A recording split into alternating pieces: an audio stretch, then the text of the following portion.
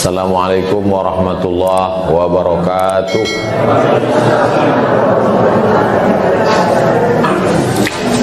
Semua amal yang baik kalau tidak dimulai dengan alhamdulillah, maka dia tidak dicatat oleh malaikat. Jadi sama seperti tanah yang tidak tercatat oleh PPAT. Mudah saya menjelaskan catat-mencatat ini. Jadi gitulah, punya tanah tapi tak tercatat, jadi bisa diambil orang.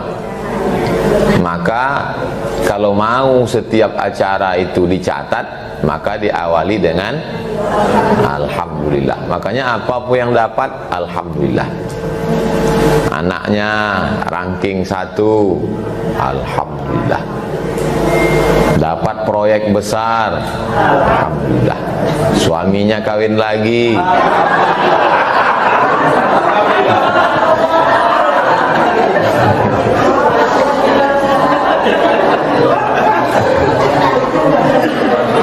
itu sekedar supaya ibu-ibu selalu waspada, karena ceramah saya ini banyak jebakan Batman-nya. Jadi itu jurus pertama. Ibu kalau anaknya dipuji orang di Facebook, misalnya posting gambar anak, terus dipuji orang, anaknya cantik ya, terus ibu bilang, iya, itu anak itu bisa kena penyakit ain. Penyakit ain itu dari ain, ain artinya mata. Nur aini, cahaya mata. Ain artinya mata. Makanya kalau dipuji orang, ucapkan alhamdulillah dengan menyebut nama Allah, penyakit ainnya batal. Kenapa disebut ain itu penyakit ain itu dari mata? Karena begitu orang melihat anaknya lucu, imut-imut, muncul hasad dengkinya. Ini orang suaminya hitam, bininya jelek, kok anaknya cantik, gitu kan? Kita yang ganteng jangan-jangan ketukar dulu di rumah sakit. Muncul ain hasad. Jadi dari mata yang dengki itu masuk jin, hantu, setan, anak itu pun jadi sakit. Maka itu fungsi alhamdulillah. Makanya setiap acara apapun namanya alhamdulillah. Kalau kita sakit, alhamdulillah. Dengan sakit dosa dihapuskan, dengan sakit kita mensyukuri sehat, dengan sakit kita bisa istirahat. Alhamdulillah. Terganggu pengajian karena suara telepon, alhamdulillah. Cuman bunyinya agak lain, alhamdulillah. Nah, itu tentang fungsi alhamdulillah. Yang kedua, Allahumma salli ala Sayyidina Muhammad wa ala ali Sayyidina Muhammad. Untuk apa pula berselawat? Kalau di majelis itu tidak ada solawatnya, majelis itu menjadi antanajifah, majelis bangkai. Majelis bangkai. Nama siapa? Kailani. Panggilan bangkai. Mohon maaf Pak Kailani kalau nama. Bayangkan majelis yang begitu lembutnya karpet tuan rumah nih, saking licinnya hampir saya terpleset tadi. Kalau di tempat lain segan saya ngaku, tapi karena di Pekanbaru orang-orang kita juga kan. Kalau di Jakarta kita bergaya lah, macam awak yang paling hebat kan, padahal hampir jatuh. Jadi majelis yang sudah bagus ini, maka diucapkan salawat Allahumma salli ala Sayyidina Muhammad wa ala ali Sayyidina Muhammad. Kalau jumpa sama orang salaman, Allahumma salli ala Sayyidina Muhammad wa Muhammad. Supaya apa? Supaya jangan sampai majelis itu menjadi majelis bangkai, majelis busuk, majelis berbau. Dah, alhamdulillah sudah, salawat sudah. Yang ketiga, menghormati sohibul bait, Pak Dokter beserta Ibu Wahyu Agustina dan keluarga besarnya. Mudah-mudahan Allah membalas kebaikan mereka, diberikan istiqomah iman dan Islam. rezekinya melimpah ruah, masuk ke dalam surga yang dingin. Ada surga itu tak dingin. Itulah kalau ada orang undang kita AC-nya tak dingin, itu dia masuk surga juga, cuma tak dingin. Yang ini dingin, rupanya di bawah AC. Bisa dinaikkan sedikit, saya tak tahan dingin.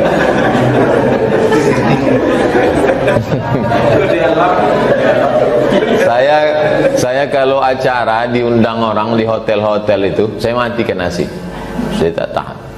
Lama saya tanya, kenapa saya tak tahan AC? Banyak mereka ngasih alasan. Mungkin karena Ustadz nggak terbiasa. Cuman bahasa mereka itu lembut, padahal dalam hatinya Ustadz orang kampung. Alasan yang logis, ada satu orang ngasih alasan yang logis. Kenapa saya tak tahan AC? Kata dia, Ustadz kulitnya tipis. Kurus maksudnya. Jadi angin itu langsung ke tulang. Laisa minna man lam yahram shaghirana wa lam ya'rif syarafa kabirina. Siapa yang tak hormat sama yang tua, tak sayang sama yang muda, itu bukan umat Muhammad sallallahu alaihi wasallam. Itu maka tadi saya sebutkan Sahibul Bait kita hormati. Adik-adik saya yang muda-muda nih saya sayangi. Alhamdulillah sudah salawat, sudah menghormati Sahibul Bait, sudah. Yang keempat, saya ceramah memang begitu biasa, di mana-mana pakai poin-poin. Poin-poin. Itu tujuan poin itu, saya kan dosen, walaupun mantan. Jadi dosen itu biasa itu biar supaya mahasiswa itu terlatih. Jadi tidak kemana-mana cara berpikirnya. Selalu saya pakai gitu, pakai poin. Saya semua pakai poin, ceramah pakai poin, khutbah Jumat pakai poin, SMS pun pakai poin. Pakai poin. Tujuannya supaya masyarakat itu terstruktur cara berpikirnya, tak ngalor ngidul kemana-mana. Yang kedua, kalau ada intel ikut pengajian, mudah dia ngasih laporan ke atasan. Kalau sampai dia salah lapor kan payah. Tak ada poin. Nah, yang keempat, tadi kan ada diputarkan video Nusaibah kan? Saya rasa-rasa di bioskop tadi. Tentu Bapak Ibu tadi menengok gambar saya di situ. Kenapa Ustadz Somad ini berjenggot berkumis? Itu tadi pakai face app berbayar. Anda face app itu berbayar. Habis 14 hari hilang sendiri dia. Saya mau menunjukkan ke orang-orang yang mengejek saya selama ini. Kata dia, masa Ustadz Somad mukanya macam pantat bayi? Maksud dia tak berbulu. Saya tunjukkan betul. Kalau mau ku panjangkan jenggotku, kalah jenggot kau. Jenggot kau cuma 3 helai, itu kau jaga-jaga. Panjangkan, kalah dia. Kalau saya panjangkan jenggot saya ini, apalah kelebihan dia lagi, Cok? Kalau saya panjangkan jenggot saya ini, apalah kelebihan dia lagi? Titel Profesor Dr. Kiai Haji Abdul Somad LC MA PhD Datuk Sri Ulama Setia Negara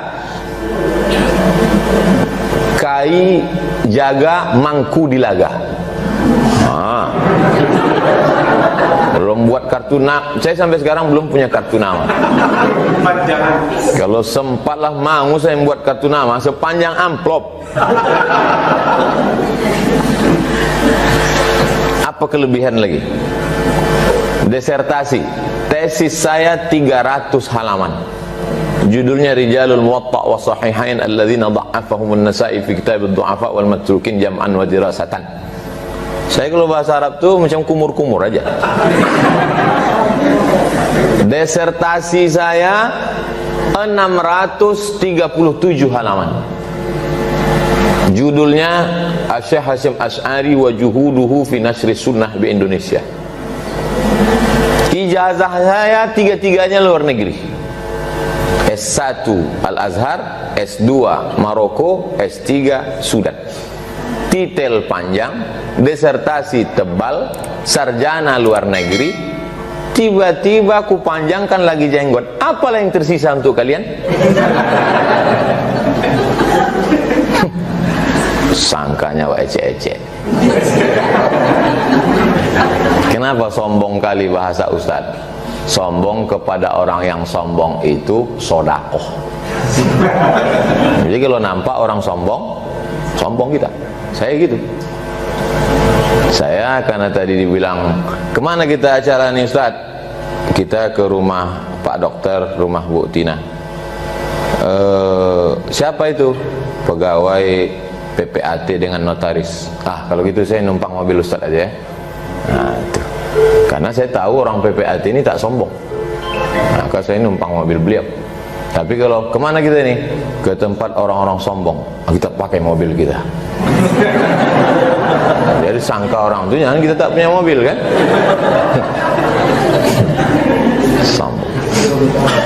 Dulu ada orang ngasih tahu ke saya, kata dia, masa Ustadz pakai mobil ini? Tak usahlah sebut merek kan, nanti laris pula mobil itu. Soalnya apa yang saya sebutkan ini biasanya viral. Udahlah awak tak dapat royalti, dia untung. Terus saya bilang, Ustadz masa pakai mobil ini? Ini saya kasih mobil ini, kata. Mobil ini harganya mahal lah. Minggu depan saya datang, saya bawa merek yang dia sebut tuh, biar dia tahu. Jangan diukurnya saya, paling pantang saya diukur orang. Ditengoknya, Ustaz udah punya, katanya. Sudah, saya bilang. Padahal habis duit untuk beli itu. Tak boleh saya diukur orang, pantang sama saya diukur orang. Nah, jadi saya setelah melanglang buana ini entah kemana-mana, semua udah saya rasakan. Kalau masalah kendaraan, dari mulai dijemput orang naik sampan, naik sampan pakai penutup pisang, daun pisang. Berceramah di kami di suku Akit, dijemput naik ojek, sampai naik mobil Alphard, platnya nama saya, 1 UAS, sampai naik pesawat pribadi, semua udah saya rasakan.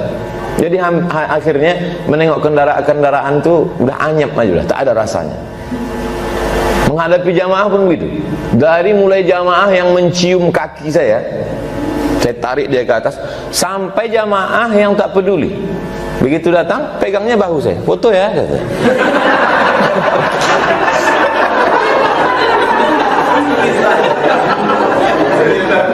Sampai jamaah yang mencaci maki yang di internet tuh, somat anjing, somat babi, gitu. Somat setan. Nah, jadi saya udah datar aja udah dunia, rata aja. Nah, gitu. Nah, jadi rupanya begitu cara Allah mendidik perasaan kita. Dulu saya waktu awal-awal ceramah, duduk di samping camat, ciut sih, menggeletar gitu, segan sama camat. Sekarang bupati, gubernur, menteri, sama aja udah rasanya. Karena saya menolak jadi wakil presiden. Itu. Jadi begitu cara Allah memainkan perasaan kita. Jadi setelah saya renung-renung, oh begitu hidup itu ternyata, begitu rupanya perasaan itu ternyata. Somat yang dulu sama sekarang sama aja. Apa bedanya? Rasa kita itu sudah tak sesuai judul ceramah Ustaz sama judul. Kita belum masuk lagi. Ini baru pengantarnya aja. Tadi pembawa acara itu Ustadz Khairuddin. Khair artinya baik, din agama. Orang yang paling baik agamanya di Riau ini dialah Khairuddin. Dan kalau mau mencari menantu, mencari suami adalah orang yang paling baik agamanya. Masalahnya dia udah nikah pula. Lalu kemudian ini sebelah kiri saya, ini namanya Ustadz Al-Nob Dinar. Dinar itu artinya koin emas. Dia diangkat jadi ketua yayasan supaya tak korupsi. Untuk apa dia korupsi lagi? Nama dia udah koin emas. Al-Nob Dinar, Ustadz Al-Nob Dinar. Kedua-duanya ini LC, alumni Al-Azhar. LC itu artinya, tulisannya licence, bahasa Inggrisnya license, bahasa Perancisnya liaison, bahasa Arabnya ijazah. Ini orang sudah dapat ijazah untuk mengajarkan agama Islam. Ijazahnya level internasional, Al-Azhar University. Wah, itu yang tanggung. Bapak kalau istrinya mau melahirkan, mau menyerahkan istri ke bidan tak berijazah, mana mau, matilah bini itu. Diserahkan ke bidan berijazah, itu maka dikasih LC. Ini banyak jamaah sekarang tak tahu LC apa. Ustaz tuh lucu-lucu. Ustaz Somad itu LC apa artinya? Lulusan Kairo. Ngada-ngada jamaah. Dah habis, saking banyaknya tak ingat lagi saya poin keberapa. Sekarang baru kita masuk judul, beratnya jalan menuju surga. Itulah maka jamaah itu tak datang.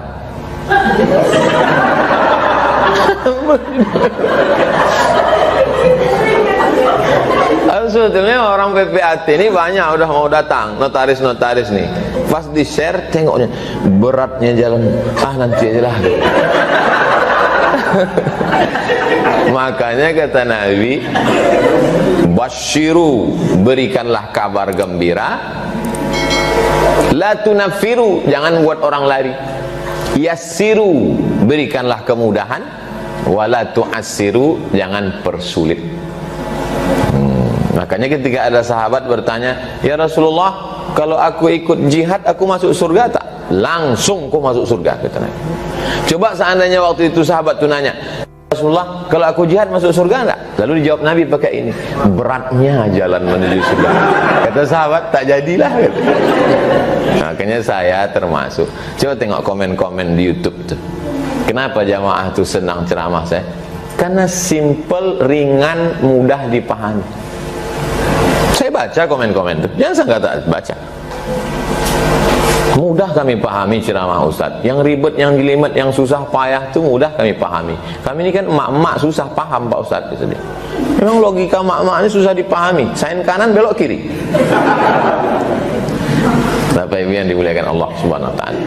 Jadi masuk surga ini mudah. Man shalla isnatai asyarata rakaah, siapa yang salat 12 rakaat fil yaumi wal lailah, sehari semalam, bunyalahu bihinna baitun fil jannah, dibangunkan untuknya satu tempat di surga. 12 rakaat. 2 rakaat sebelum subuh, 4 rakaat sebelum zuhur, 2 rakaat setelah maghrib, 2 rakaat setelah isya. Kok kurang? 2 rakaat. Saya sebetulnya ngetes saja. 2 rakaat sebelum subuh, 4 rakaat sebelum zuhur, 2 rakaat setelah zuhur, 2 rakaat setelah maghrib, 2 rakaat setelah isya. Bukan payah, masuk surga.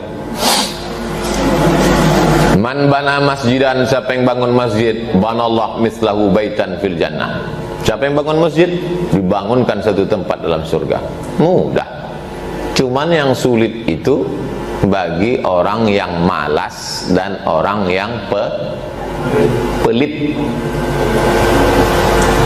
Saya Pak Ustadz malas sholat sunat, tapi dermawan.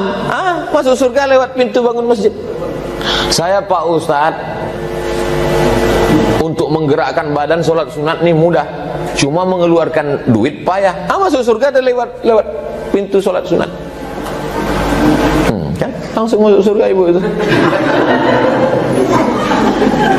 Jadi ada 2 jalan dikasih.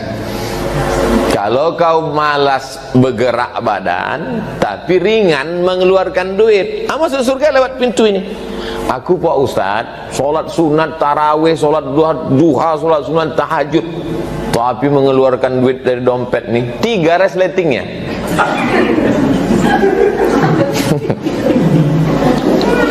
Jadi sebetulnya ini adalah pilihan.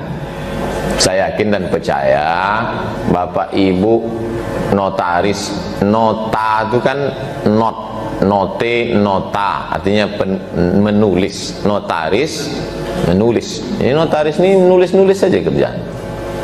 Orang mencari duit, pergi pagi ke sawah masih bisa dibedakan mana orangnya, mana kerbaunya. Ini orang, ini kerbau.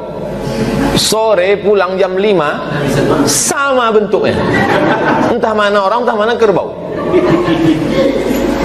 Berapa dia mengeluarkan zakat? 10%. Zakat petani yang tidak pakai irigasi, pakai tada hujan, 10%, Bu. Jadi kalau dapatnya hasil sawah itu 10 juta, berapa zakatnya? Nah, kok cerita duit ini banyak yang tak paham. 1 juta zakatnya. Bayangkan, tiba-tiba ada orang notaris yang cuma nulis-nulis saja kerjanya. Nah, itu pun orang lain pula nuliskan. Dia tinggal nengok-nengok aja, buka-bukanya, liur sikit. Sekian itu. Pas diminta zakat, berapa zakat notaris? 2,5%. Kira-kira mudah tak masuk surga itu?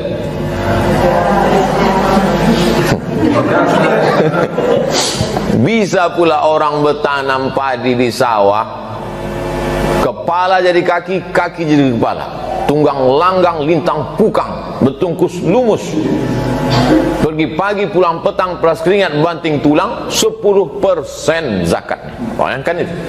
Tiba-tiba akte notaris. Makanya untung petani itu tak pandai ceramah. Kalau pandai dia ceramah, berceramah dia, judulnya betapa tak adilnya Tuhan. Jadi ada orang di Pekanbaru ini, ada orang di Pekanbaru ini jumpa saya dulu. Saya tanya, Pak, zakat Bapak berapa? Zakat saya Ustadz Abdul Somad 1 bulan 300 juta katanya. Terus saya tengok, gimana cara Bapak ngitungnya? Gini. Oh, salah ini, saya bilang. Dibayarnya zakat 10%. Ini hitungannya tak betul. Kenapa Bapak bayar zakat 10%? Bapak bayar zakat 2,5%. Itulah jawaban dia ceramah saya tadi. Jadi ceramah saya ini pun saya copy paste dari dia itu. Kata dia, masa petani yang di sawah zakatnya 10%, saya di ruang ber-AC kok cuman 2,5%. Maka saya malu masuk surga nanti ketemu dengan petani itu, Pak Ustaz. Maka saya bayar 10%, kata dia. Saya mesti macam petani itu. Cuman masalahnya orang begini tak banyak. Selama saya ceramah 12 tahun di Pekanbaru, dia itu sendirilah.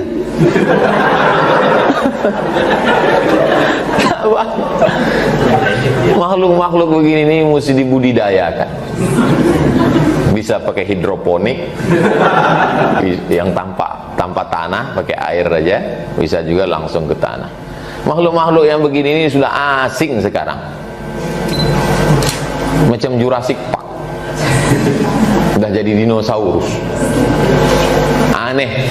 Oleh sebab itu saya bangga. Tadi ungkapan kata sambutan dari Ibu Tina, ada seperti, kalau saya menangkap ya, mungkin Bapak Ibu lain cara menangkap. Yang saya tangkap, beliau seolah-olah ingin mengatakan ke saya, mohon maaf jamaahnya nggak banyak. Ibu ada menangkap gitu tadi? Ya. Ada. Nah, salah.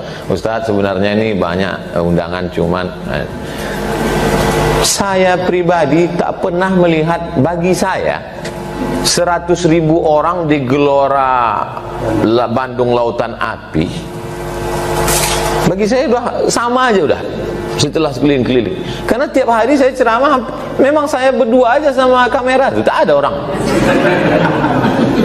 Hai jamaah dimanapun berada, gitu saya berdua aja. Nah, itu. Jadi bagi saya ini udah ramai. Itu. Jadi akan datang kalau ada di mana-mana orang, oh nggak enak lah ngundang sama itu, mesti ramah. Saya sudah tidak di level itu lagi. Berapapun orang, Bagi saya sisa hidup saya ini, saya anggap ini bonus dari Allah SWT. Tadi malam saya menjenguk kawan saya satu kelas di IAIN Susko. Tahu Bapak Ibu IAIN Susko? Sekarang sudah berubah menjadi UIN Suska. Dulu namanya IAIN Susko. Saya kuliah di sana 96 sebelum ke Mesir. Sekelas dengan saya. Meninggal dia tadi malam. Lama saya menung, kenapa tak aku yang mati? Sampai tadi malam mau tidur begitu terngiang di pikiran saya, kenapa tak aku yang mati? Dia anaknya 3, bininya 1. Aku anakku 1, bini tak ada. Mestinya aku yang mati. Lama saya. 2 hari yang lalu orang Palembang sama-sama saya ke Mesir. Habis ceramah, dipijitnya kepalanya pakai minyak kayu putih, muntah-muntah, meninggal. Jadi 2 hari ini pukulan bertubi-tubi. Pukulan kiri, alumni Mesir, pukulan kanan, kawan sama-sama IAIN, mati. Kenapa bukan aku yang mati? Berarti masih ada lagi tugas. Saya menduga kenapa tak saya yang mati itu, karena tabung wakaf umat ini belum selesai. Dugaan saya, kalau siap tabung wakaf ini gul juga saya. Nah, jadi saya menganggap hidup saya ini masih bergantung ke tabung wakaf. Karena saya sudah janji, saya janji ke tabung wakaf, kita akan masuk ke semua kantor-kantor di Pekanbaru nih, mengemis kita. Sama kita sekarang ini enggak, kita minta, kita datang, apa mau mereka kita datang.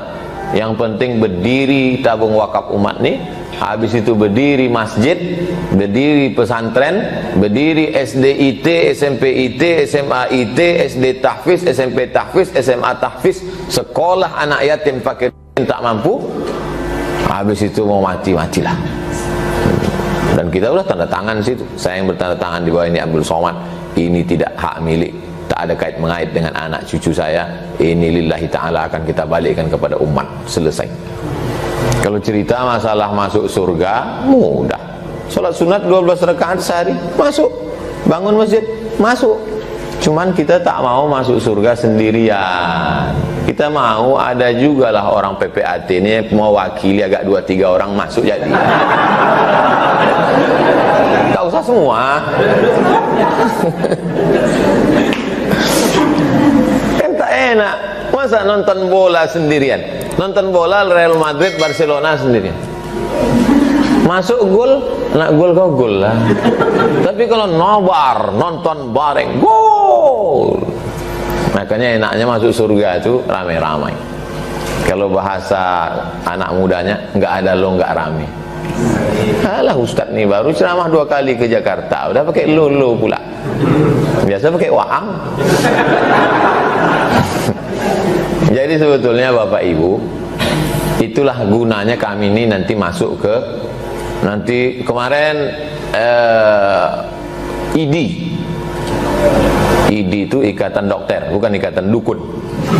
Ikatan Dokter Indonesia. Cuman acaranya tidak live macam ini. Pakai apa istilahnya itu sekarang? Webinar.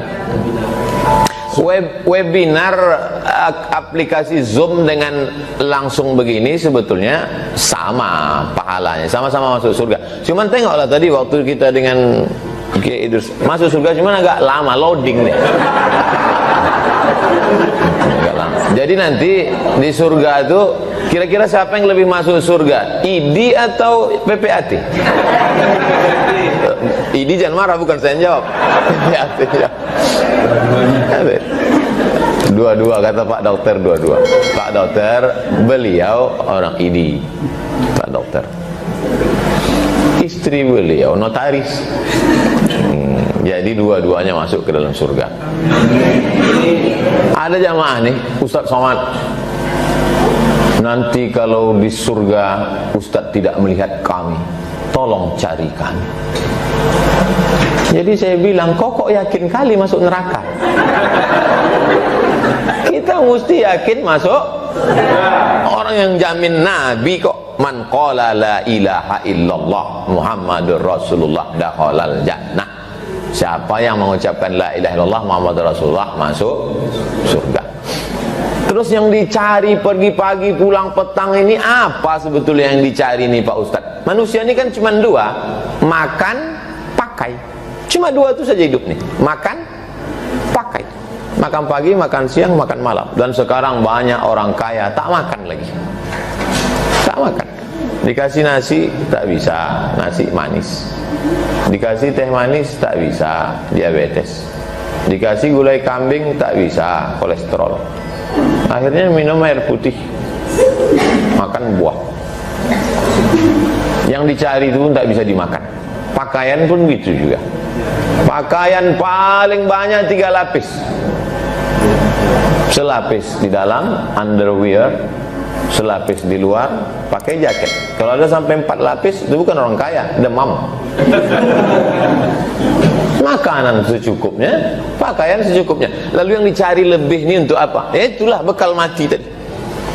Jadi saya tak mau setelah pengajian spirit semangat bekerja orang PPAT dan notaris ini kendor. Itu saya tak mau. Habis pengajian dengan Ustaz Somad, besok Pak gimana ini? Ah udahlah, itu kita akhirat aja sekarang. Bukan itu maksud saya. Habis ini tetap semangat, tapi mulai tidak lagi pandangannya, cara pandangnya tidak lagi dunia oriented, tapi akhirat oriented. Silakan bangun rumah besar-besar, tapi dipakai untuk pengajian. Macam ini ya, rumah besar. Di atas ada pula kamar. Naik saya ke atas kamar tuh, wah, makan suite room, presiden suite. Presiden suite. Suite itu manis, presiden manis. Di atas. Kamar siapa nih Pak Dokter? Kamar siapa nih Bu? Ini khusus untuk ustadz-ustadz yang datang ceramah ke Pekanbaru. Begitu niatnya. Niat punya rumah besar untuk pengajian, untuk ustadz datang. Saya kalau sudah diundang ke satu kota tinggal di hotel memang hajab. Bahasa Arabnya azab. Orang Melayu susah bilang azab. Cuman apa Ustaz? Ajab. Apa tak ajab? Tinggal di hotel, pakai peci, pakai koko, pakai sorban, masuk ke lift, orang pakai rok pendek. Tak akan tawa tengok. Tak mungkin nak pejam mata.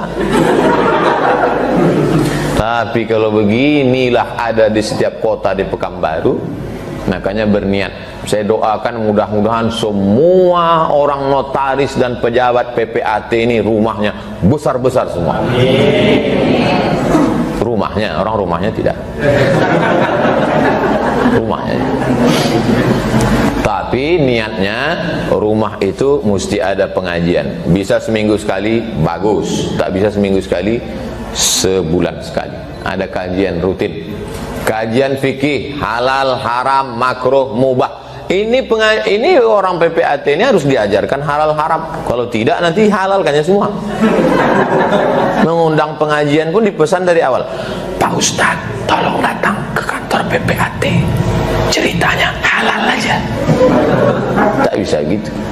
Oleh sebab itu maka hubungi Ustadz Al-Nob, minta daftar nama-nama Ustadz tabung wakaf supaya dijelaskan yang mana halal, mana haram, mana makruh, mana mubah, mana boleh, mana tak boleh. Kenapa hati kita itu berat mau beribadah, berat mendengar ceramah? Gara-gara makan haram. Itu bahayanya makan haram. Banyak orang anggap, Ustadz, kenapa kawan saya itu makan haram, rezekinya tetap lancar? Kenapa dia makan haram, mobilnya tetap mewah? Kenapa dia makan haram? Bukan itu azab itu. Azab itu adalah gara-gara makan haram hati tertutup. Khatamallahu ala qulubihim, hati tertutup. Wa ala sam'ihim, talingo tasumbe. Wa ala absarihim, mata tak nampak lagi jalan. Itulah azab di atas azab. Rumah besar, duit banyak, tapi mata tertutup, tak nampak fakir miskin. Telinga tersumbat, tak masuk pengajian. Sanggup pula ada orang di Pekanbaru nih mendengar azan kuat, di bawahnya perang panjang. Suruh muazin berhenti, terganggu dia suara azan masuk ke telinga. Orang Islam tak boleh sebut nama masjidnya, menjaga kode etik. Saya tahunya waktu datang ke masjid itu, saya tanya, loh ini mikrofonnya kok, toanya kok nggak ngarah ke sana? Kemarin Pak Ustadz datang, dia mengamuk bawa parang panjang, kata dia terganggu dia mendengar azan. Bukan di tempat minoritas Islam, di Pekanbaru, orang yang mayoritas. Ada makhluk begitu beberapa tahun yang lalu, sekarang tak udah punah, Allahu a'lam. Bapak Ibu yang dimuliakan Allah Subhanahu wa ta'ala. Jadi saya mulai jam 11, sekarang udah jam 11.45. Beratnya jalan menuju surga? Tak berat. Buktinya kita punya komunitas. Jadi banyak betul komunitasnya Pak Ustadz. Ada komunitas namanya tabung wakaf, habis itu komunitas Nusaibah. Kita bukan melawan ini, kita bukan berkelahi ini antara Nusaibah dengan tabung wakaf umat, tapi bekerja sama. Karena masuk surga itu nanti tidak sendirian-sendirian, masuk surga berjamaah. Wa ra'aitan nasa yadkhuluna fi dinillahi afwaja. Masuk Islamnya afwaja. Afwaja artinya berkeloter-keloter, berkelompok-kelompok. Itu kan masuk Islamnya Pak Ustadz ya, masuk ke surganya. Wasiqal ladzina taqaw rabbahum ilal jannati zumara. Mereka masuk ke dalam surga zumara, berkelompok-kelompok. Kelompok yang pertama Nusaibah. Masuk Nusaibah dulu karena tuan rumah.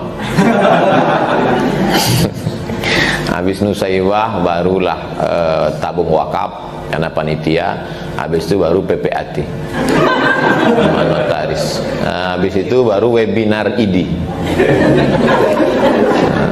Pak dokter memang kelompoknya masuk ID, tapi karena masuk ibu itu duluan, ditarik ibu itu. Itu namanya syafaat emak-emak. Jangan sombong. Boleh jadi Abdul Somad ini panjang umur masuk surga karena doa jamaah. Kan? Diaminkan jamaah. Tak tahu kita. Kadang kita berdoa tak makbul, rupanya doa orang lain. Kita ini kadang bak kata orang Melayu kan menumpang tuah. Menumpang tuah. Saya ini menumpang tuah sekarang. Tuah apa? Tuah tabung wakaf. Kalau membawa nama pribadi, mana saya berani? Tak pernah saya berani kalau membawa nama pribadi. Makanya sampai sekarang saya tak punya pesantren. Tak berani saya membawa. Tapi kalau membawa tabung wakaf, berani saya. Datang ke rumah orang-orang kaya, datang. Pak, kami dari tabung wakaf, ini untuk umat. Jadi saya ini menumpang tuah umat Pekanbaru, karena memang orang Pekanbaru orang bertuah. Pekanbaru kota bertuah, bukan berkuah, bertuah. Akhirnya datanglah orang ke Pekanbaru, orang Pelelawan datang, orang Kabupaten Kampar datang, dari Tembilahan, Indragiri Hilir datang, dari udah sebut semua udah kan? Nah, tak disebutnya pula kita. Terus gimana? Kita kasih aja lah 2.000. Bapak Ibu yang dimuliakan Allah Subhanahu wa ta'ala. Nah, jadi pahamlah Bapak Ibu kenapa mesti ada Nusaibah. Nusaibah itu siapa Pak Ustadz? Nusaibah itu sahabat Nabi yang lukanya lebih 11 bekas tombak anak panah saat perang menolong Nabi SAW melawan kafir musyrik. Itu makanya gambar perempuan. Itu gambar Nusaibah itu perempuan, bukan ninja itu. Itu gambar perempuan. Supaya laki-laki ini malu. Perempuan aja bisa menolong Nabi, masa laki-laki tidak? Kalau gitu jadi bencong aja lah. Nauzubillah. Oleh sebab itu kita tolong agama Allah Subhanahu wa taala dengan apa yang kita bisa. Karena kalau sudah sampainya mati menghadap Allah Subhanahu wa taala, tak ada lagi Bu, tak ada lagi Pak. Dibukalah tutup jenazah kawan saya tadi malam, duduklah saya di situ. Kain panjang itulah cuman mengalas. Kain panjang ibu, bapak siap-siapkan kain panjang dari sekarang. Tak bisa ditutup pakai kain sarung. Saya kain panjang sudah saya siapkan. Kalau saya mati, tutup pakai kain panjang. Kalau bapak tuh tinggi betul 2 meter, sambung. Jangan sampai tarik kaki nampak muka, naik muka nampak kaki. Zaman Nabi ada sahabat dulu saking susahnya ditarik kain ke kepala nampak kaki, tutup kaki nampak kepala. Kalau kainnya pendek mana yang ditutup, kepala apa kaki? Kepala. Tutup ke kepala, kakinya ditutup dengan izhar. Izhar lalang, lalang yang harum wangi ditutupkan ke kaki.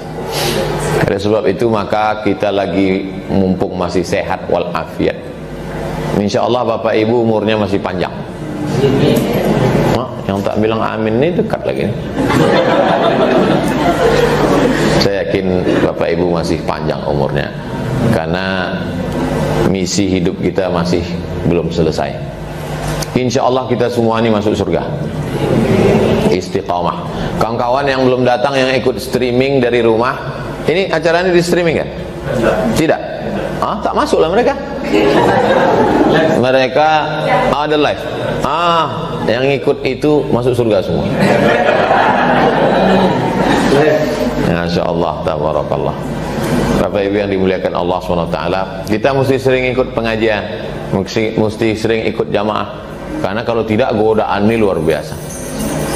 Hari ini selamat, besok belum tentu selamat. Pagi ini selamat, nanti malam belum tentu selamat. Beruntunglah ibu-ibu yang nama lakinya Pak Selamat. Oleh sebab itu maka cara menyelamatkan kita ini mesti berjamaah. Saya ikut merasa senang karena sudah ada jamaah PPAT, jamaah Nusaibah, jamaah notaris, jamaah tabung wakaf. Saya sendiri ustadz lintas jamaah, kemana saja masuk.